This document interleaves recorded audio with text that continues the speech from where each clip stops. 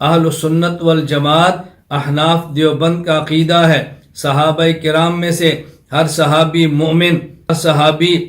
معیار حق، ہر صحابی تنقید سے بالا تر، ہر صحابی محفوظ، اور جب یہ ہر صحابی عادل، اور جب یہ صحابہ کرام کسی مسئلے پر جمع ہو جائیں پھر پیغمبر کی طرح معصوم۔ ذہن نشین فرمائیں، میں بار بار کہہ رہا ہوں، اس کو بیانات میں لائیں، اپنی تقاریر میں لائیں، اپنی تحریر میں لائیں، امت کے سامنے گرج کے بیان کریں۔ اہل سنت والجماعت احناف دیوبند کا عقیدہ ہے، صحابہ کرام رضی اللہ عنہم مجمعین میں سے ہر صحابی نمبر 1 مومن، نمبر 2 حجت، نمبر 3 معیار حق، نمبر 4 تنقید سے بالا تر، نمبر 5 عادل، نمبر 6 محفوظ، اور جب کسی مسئلے پر سارے جمع ہو جائیں تو پیغمبر کی طرح معصوم ہیں۔ اللہ رب العزت ہمیں اہل سنت والجماعت احناف دیوبند کے عقائد کو